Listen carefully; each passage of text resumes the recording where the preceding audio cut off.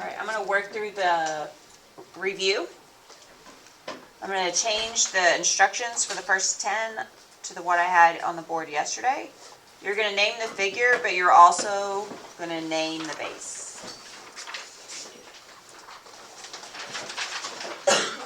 Which you really have to know the base in order to name the figure anyway. So on the first one, you can see this is a pyramid because it's pointy on one end. So it has one base, and you can see the shape of the base is a rectangle. So then to name the 3D figure, the solid, it's a rectangular pyramid.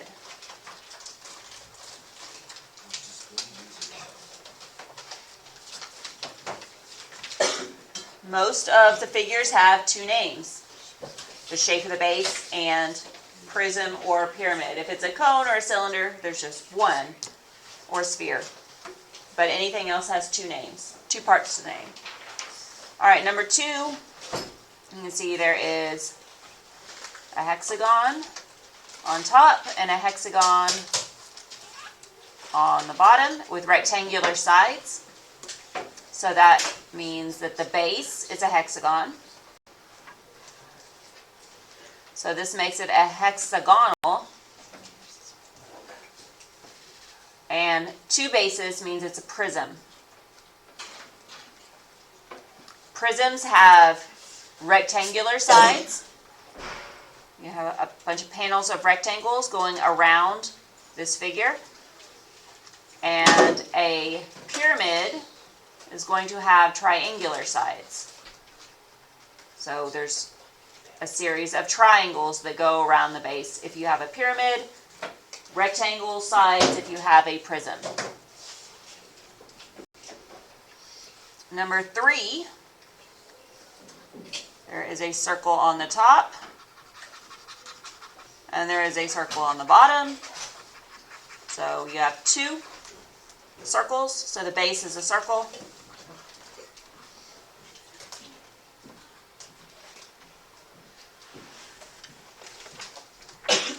And that is a cylinder. So circle base have one word for the name. There you go. So because it has a circle base, it's either a cone or a cylinder. 2 bases means a cylinder.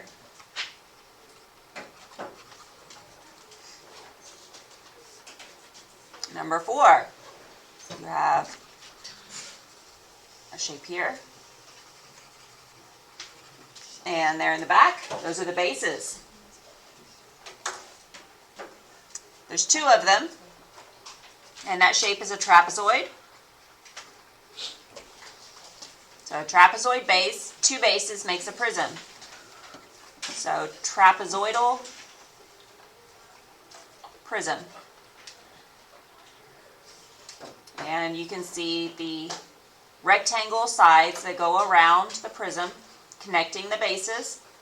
They are rectangles. It's another way to verify that it's a prism.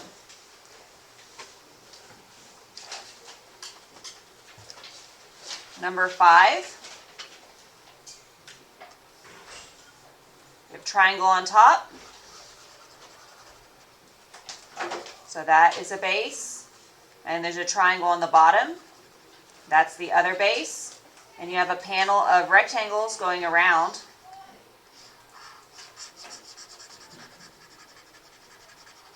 Around the sides are rectangles. So this is a triangular prism. So triangle bases making a triangular prism.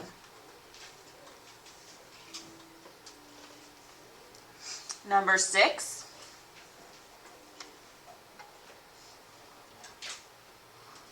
you have one base. It is a circle. Circle bases have special names. This one is a cone. Whenever you have a pyramid-shaped something, with a circle base. It is a cone. Number 7. And 7's a little tricky because you have a triangular base, but you also have triangular sides. So the triangular sides mean this is a prism, and one base means it's a pyramid. You have a triangular base and triangular sides, and it's pointing on the top. It's a pyramid. The triangle base.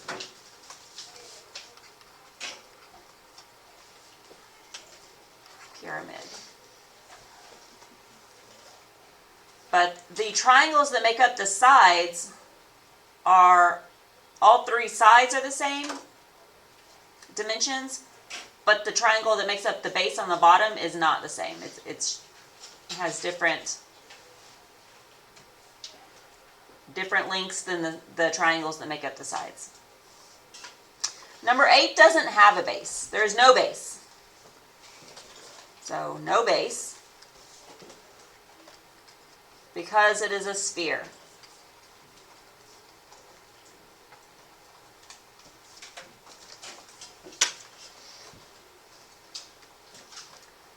All right, number 9. Again, since it's pointy on one end, we know it's a pyramid. If we look at the shape of the base, that is a pentagon. 5 sides are a pentagon. So it's a pentagonal or pentagonal pyramid.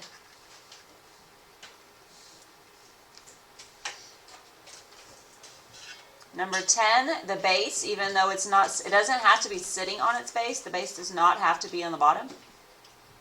It's a circle base. So this is a cone. And it looks like an ice cream cone. All right, the net of each solid. So remember, a net is if you take a 3D object and you cut it open so it can be laid flat, like a piece of paper. That would be the net. So since we have one base, we actually don't need these numbers in the picture. I got the image from a worksheet that was asking for something different. So we see that we have a hexagon for a base. So we need a hexagon.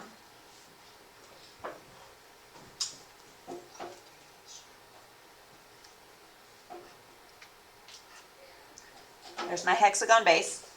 And it's a series of triangles that connect in a point.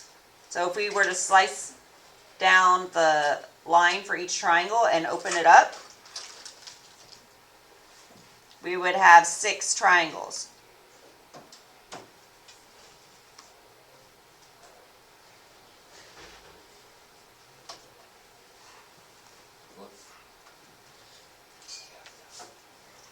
And that's the net.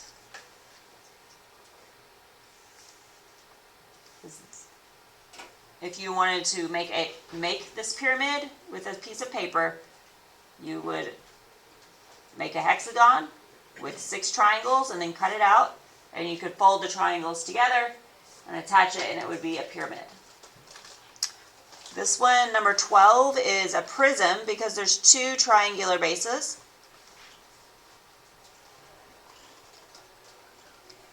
With a series of rectangle sides. So a triangle base means there's going to be 3 sides, so we have 3 rectangles. So if I draw a rectangle and I split it into 3 equal rectangles, or somewhat equal. That's pretty bad.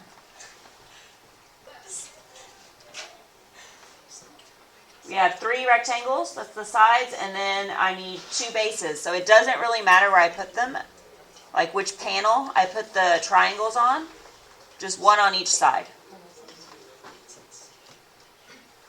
And then if I fold it along the rectangles and fold it up, it would make that prism. Yes?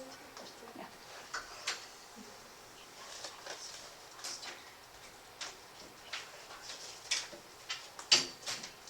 Okay, so now it says identify the solid given its net. So this is the net. This looks a lot like the one I just did. We have a series of rectangles. Those are the sides. And I have a square on each end.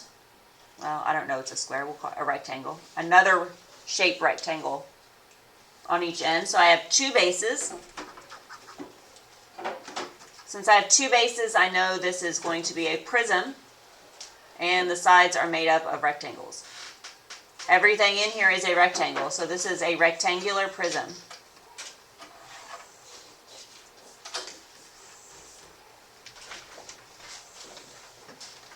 Number 14 is kind of weird. Don't really know what I would call this shape. So that means I'm just going to look at the other shape.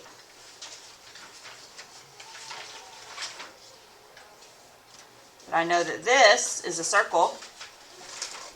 And that's going to be the base. I know circles make a base. Since there's only one circle, only one base, this is going to be a cone.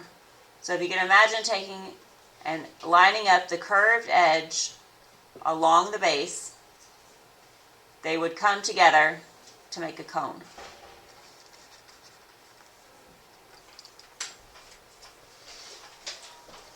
Number 15, we have a bunch of triangles and then another shape in the middle. So that other shape in the middle must be the base. Since there are 5 sides, that's a pentagon. So we have a pentagonal, and triangles make up a pyramid, and there's only one base. That's another requirement for a pyramid.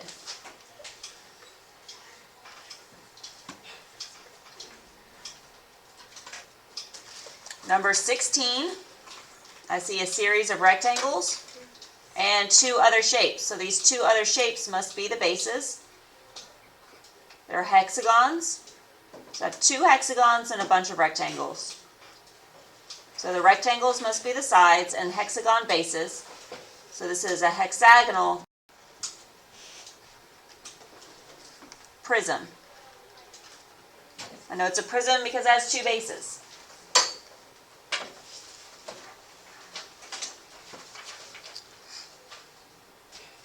Number 17, like number 14. I think I meant to put a cylinder there, but I did another cone. So we have one circular base, so it's a cone. If I had 2 circular bases with a rectangle, that would make a cylinder.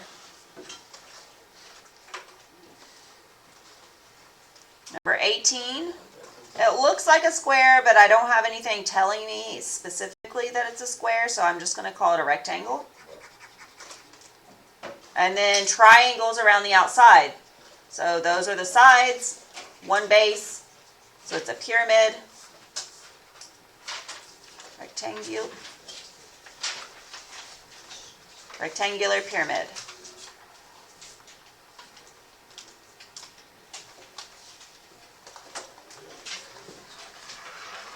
Okay, so now we're moving on to actually calculating stuff. Number 19, it says find the lateral area and the surface area of each figure and round to the nearest hundredth if necessary. That's 2 places after the decimal. Alright, so I have a triangular prism.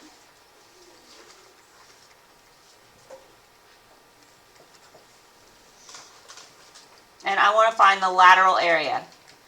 So I look at my formula sheet for prism. Lateral area of a prism equals HP, where H is the height of the prism and P is the perimeter of the base. So the height of the prism, well first let me look at the base. That's probably a good idea. It doesn't matter the one on top or the one on bottom.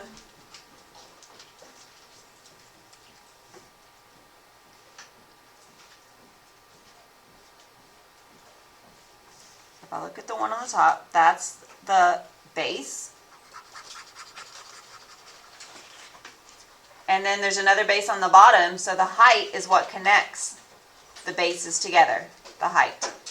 So this 1 meter, that's the height.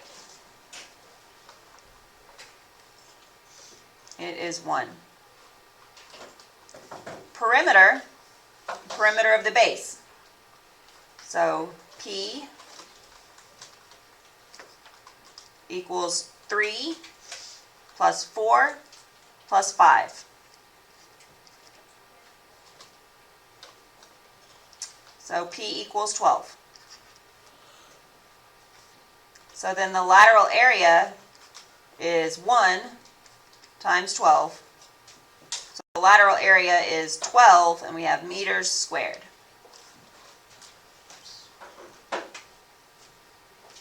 And then we need the surface area. The total surface area for a prism is the lateral area plus 2 times the area of the base. Alright, so surface area, I already know it's 12 meters squared plus 2 times the area of the base. That's the only thing I need to figure out. So area of the base is the area of a triangle.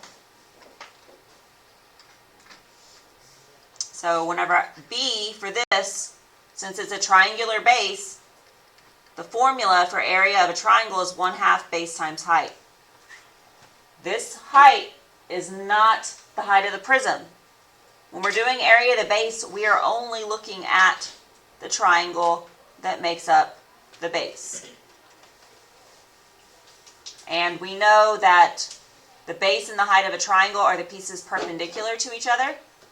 This one was labeled where 3 and 4 are perpendicular. So that is the values I'm using for base times height. 3 times 4 is 12. Half of 12 is 6. So the area of the base is 6. Alright, so now we're going back over to the surface area. 2 times 6 is 12. 12 plus 12 is 24. So the total surface area is 24 meters squared.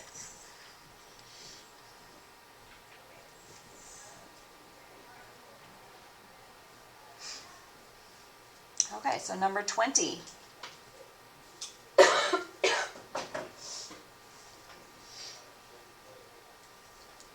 This is a pyramid.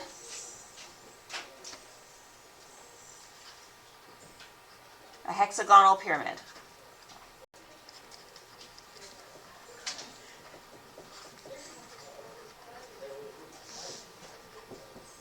So we look at the formula sheet. Pyramid, lateral area of a pyramid equals 1/2 of slant height times perimeter of the base. Slant height is on the outside. It's like the stairs going up the side of the pyramid.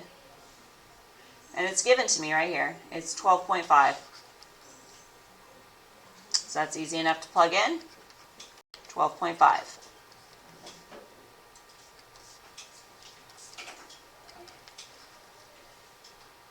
So now I need the area of the base. Sorry, the perimeter of the base. So going around the base of the pyramid, it makes this, oh, this is a pentagon. I said it was a hexagon. All right, not a hexagon. Penta. So there's 5 sides, and I see that each side has a length of 11 feet. So the perimeter, since it's a regular pentagon, each side is the same length, and it's marked that. So it's 5 times 11. So the perimeter is 55 feet.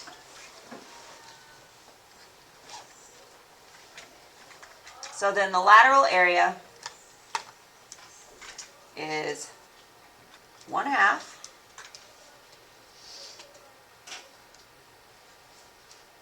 of 12.5 times 55. So the lateral area is 343.75 feet squared.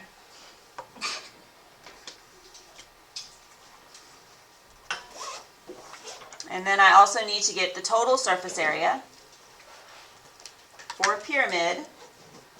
is going to be the lateral area plus the area of the base. Since there's one base, it's just plus the area of the base. So S equals 343.75 plus the area of the base. This is a pentagon. So a pentagon is a formula for a regular polygon. So the area of the base for this one is 1/2 of the apothem times the perimeter. Well, we already have the perimeter of the base. We already know what that is. So that's 55. So we just need the apothem. And the apothem is the segment that is perpendicular to a side. So right here it's given as perpendicular. And this arrow tells me that it is 7.6. That is the apothem A.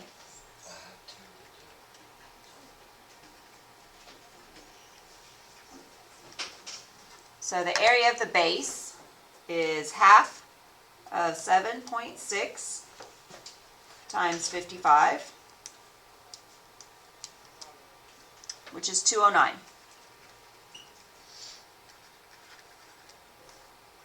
So then the total surface area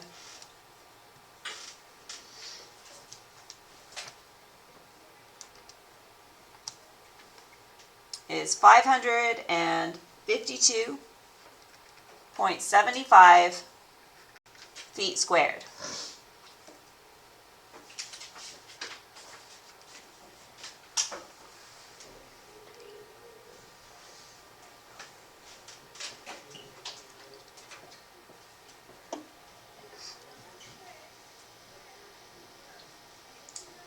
All right, so number 21. We have a cone. So we're going to go ahead and get the formula for lateral area of a cone.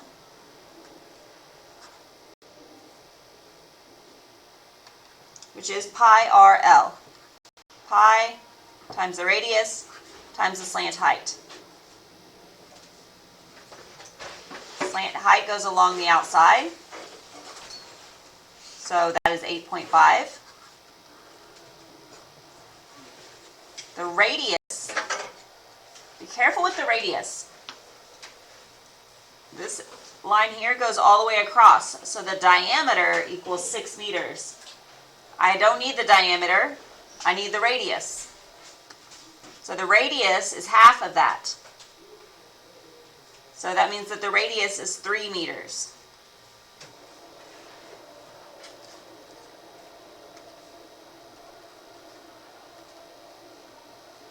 On the test, some of your problems will say answer in terms of pi, and some of the problems will say to round. These instructions said to round, but I also want to save my answer in terms of pi for when I calculate the surface area. So I'm just going to multiply everything but pi. So 3 times 8.5, which is 25.5. So L equals 25.5 pi meters squared. And then multiply it times pi. So it's 80.1106, so 80.11 meters squared. And then to get the total surface area of a cone, it is the lateral area plus pi RL. Nope, sorry, plus pi r squared, which is the area of the base, and the base is a circle, so area of a circle. All right, we know, so S equals 8, I'm going to leave it in terms of pi. 25.5 pi plus r squared pi, and r is 3. Yes. Pi r squared, and r is 3. 3 squared is 9. So I have 25.5 pi plus 9 pi. So that's going to give me 34.5 pi. And these are meters squared.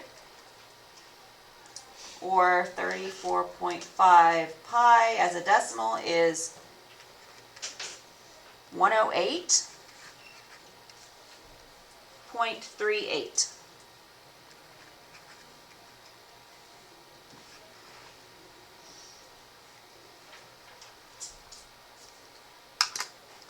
Alright, so I'm going to stop there and finish the rest in a second video.